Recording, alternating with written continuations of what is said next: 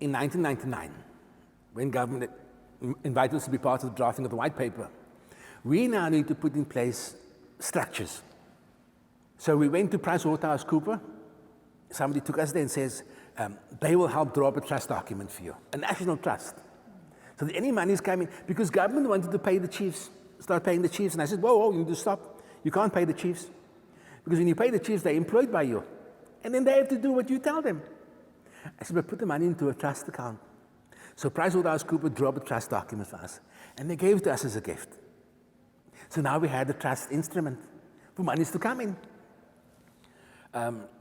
People started using that trust document, getting funding, and they misappropriated that funds for themselves. So I went back to PricewaterhouseCoopers. I says, I need a copy of the trust for me. And they gave us a trust, and the trust was registered as the Khoisan Cultural Movement Trust. And it was registered in 2002 already. So we have an instrument where we have trustees. I have a royal council. So I have a council that sits with me, but I also have an inner council, advisors, that gives me guidance because I need to do everything right. We cannot afford to make mistakes. We're too late in our life to make mistakes. There's not another chance for us to get liberty. So we have to do everything right. So I have an inner circle of council, which I call the Royal Council. Then I have another outer circle of advisors that advises me in their particular portfolios of what they're good at. Because everybody has a gift that God has given him that he's good at.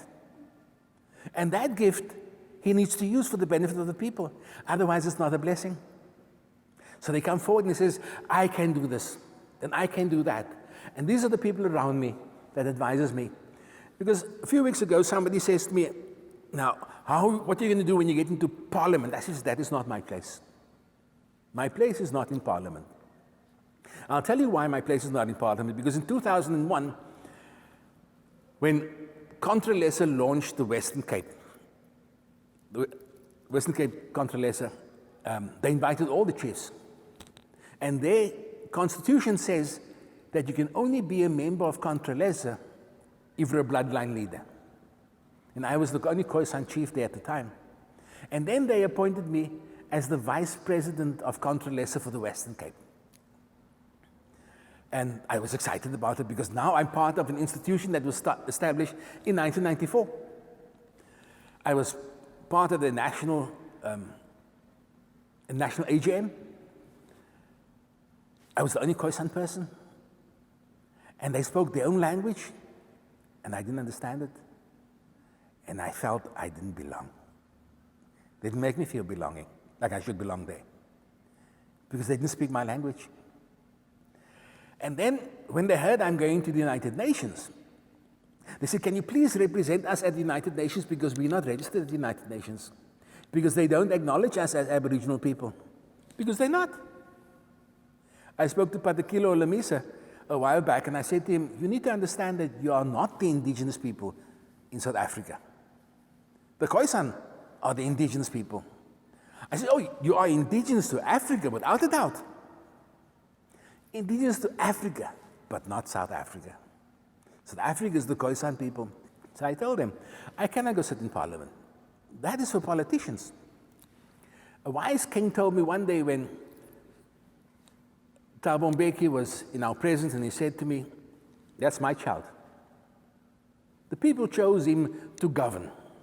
So he must govern the people. But as a king, I must rule a nation. And party politics has no part in ruling a nation. We have to rule a nation with love and with kindness and with truth. But truth spoken with kindness. There's an old saying in life that says, truth spoken with kindness frees much more than it hurts. Because truth spoken with aggression becomes a curse. I often say to people, the staff that I have, my grandfather taught me how to fight with a kiri since I was 13 years old. I know how to fight with a kiri. I can, but I don't, because I have love in my heart. The red is the love and the vibrance I have in my heart to share. And the white is the peace I offer you. And the gold is the truth that I speak. And these beads are made of seeds, so I preserve life. And the truth is I'm a valiant warrior. I fear nothing other than God. So ek is nie bang vir jou nie. Ek skrik nie vir jou nie. But I love you. And that is how we've been reared all our life. We have a culture in life that people ask, now, where's your culture? And I say, do you remember? The neighbors to ask, ga vra van die Hetty vir 'n bietjie visolie. And then later, dan steeds jy pannekoek. Vra van die Sarah 'n bietjie eif. 'n bietjie suiker. And when we have, mother never used to dish the last food out of the pot. Never. There's always food left in the pot because she says, you never know who's going to knock on the door. So there's always food over. Doesn't matter if there was not enough, but there was always. I spoke to one of the imams a while back and he said to me, you know, people talk about when they have their Ramadan time and they give barakat.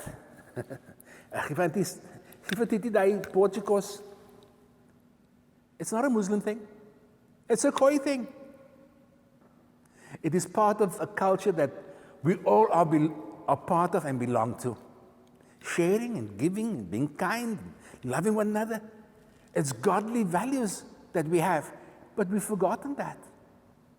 And this is what we need to reinstill back into the people. They've lost the love for God. They've lost the spirituality. They are so angry with life because they've been deprived for so long. And all we're saying is, stop. Just stop. The wise man told me one day, he says, in life we must make wise decisions. But to make wise decisions, we must become quiet. Because when you're quiet, you can hear.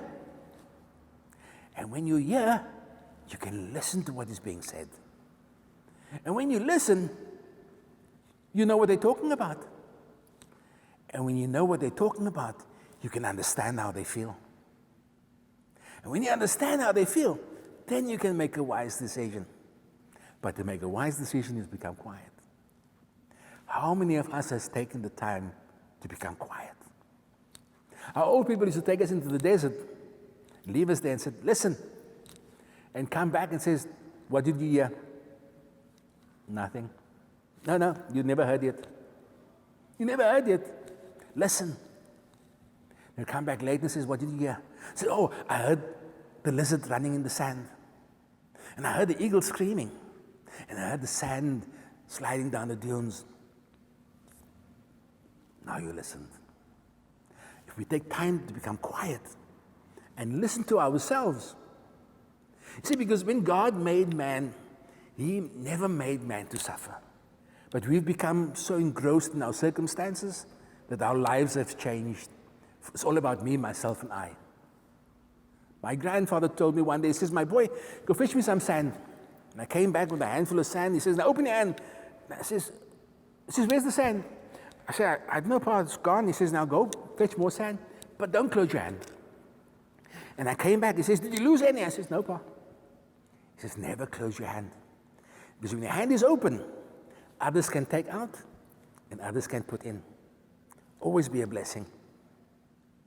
So my hand is always open. And my hand is open to reach out for whoever wants to help.